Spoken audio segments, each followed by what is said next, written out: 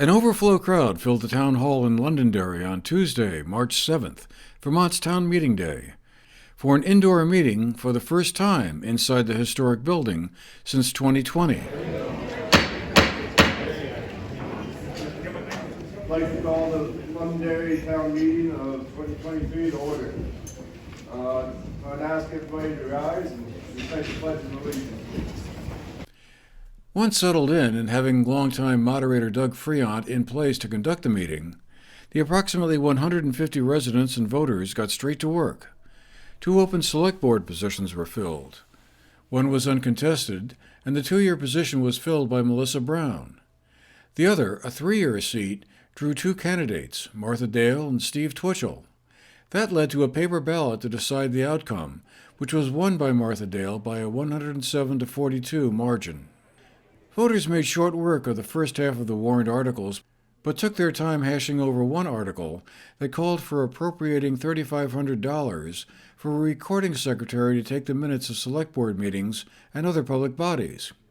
That led to a couple of amendments before the issue was settled by a slight adjustment of the wording. Voters also heard from Windham County Sheriff Mark Anderson, who described the services they were offering and answered questions. I was wondering, do you work with school administrators at all on emergency plans in case there's shooters? Probably yes. We depend on the school administrator to invite us in. We don't want to take control of what is their statutory responsibility, but certainly we do provide input. I have deputies who are trained for a variety of school safety measures. We have ALICE instructors, which is, for those not familiar with ALICE, it's an options-based resiliency training to help keep kids and adults safe in the event of an emergency in the school. Some people say, well, active shooters, well, that's one thing, but it could also be a fuel truck flipping over. Voters also approved adding $100,000 into the Town Building Reserve Fund and $260,000 for the Highway Improvement Reserve Fund. An article to purchase and finance a new pumper fire truck also garnered swift approval, following a request from Phoenix Fire Company Chief Jim Amity. Our current first due engine is 32 years old. Basically held together with bailing on it, updated at this point. So it needs to be replaced. Last year our call volume was up 40% from the year before. We ran 100 calls last year just in our fire department. This year already we're 20% of what we ran last year in 2 months. So call volume is going through the roof. And fortunately we are getting some new members in as well, which is great. But we're only as good as our equipment. Voters went on to approve $20,000 for engineering costs related to the Williams Dam, which has been an ongoing subject of conversation in town for a while now, since the dam is considered to be in poor condition and is in need of renovation or removal. Voters then turned to a request for $95,386 to fund a new position for a recreation director for a consortium of 5 towns who hope to form an interlocal agreement around coordinating recreational opportunities for their residents. The position would be based in Londonderry. It would include Winhall, Weston, Peru, and Landgrove, with each town contributing a portion of the cost of the new position. I ran those FBAA programs for many years.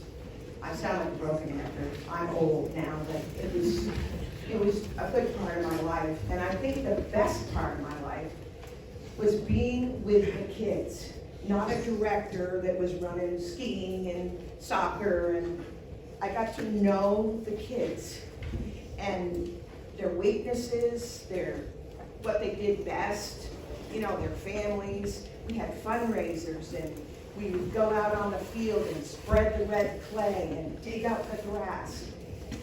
I can't imagine having somebody running all those programs. It just seems so cold. I mean, you don't even get to know the kids. Yes, the coach will when he coaches them, and everybody talks about not having time. Well, for 8 or 10 years, I didn't have a lot of time, but it became part of our life. That's what you did. I worked in the concession stand. We built the concession stand. We went to the store every night and got the food for the concession stand. So I specifically want to respond to Susie's comment because I don't want there to be any kind of an impression that by hiring someone to administer the programs, that means that we're going to require less volunteers.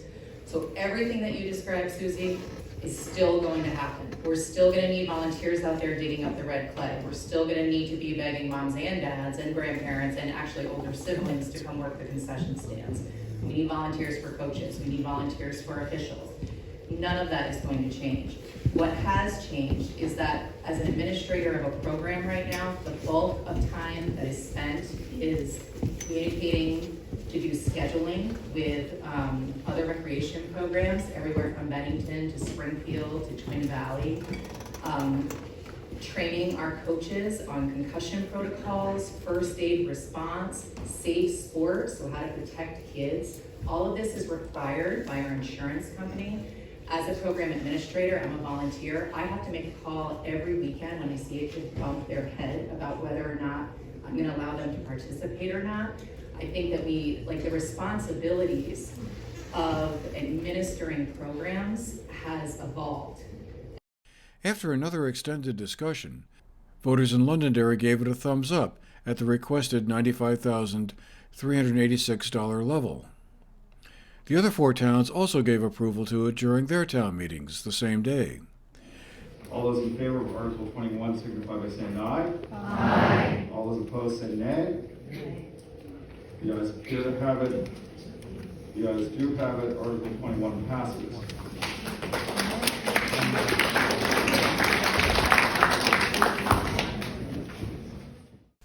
The meeting wrapped up with voters giving an okay to assess a 1% local option tax on rooms and short-term rentals, which was anticipated to yield about $13,000 per year after the state administrative fees were deducted. Several residents we talked to said it was good to be back inside the building for an old-fashioned town meeting again. I think it's a great display of democracy in action. It was a really good turnout today, which was important. I think we voted on some important things happening here in town, like a recreation director and trying something new and sharing that expense with other towns. It's interesting how you get stuck on one article, how that can go on for a long time, but I think ultimately it's a really great feeling here today, a lot of positive energy, a lot of support for a lot of things that have been worked on over the past 5-10 years in planning. For the GNAT-TV News Project, I'm Andrew McKeever.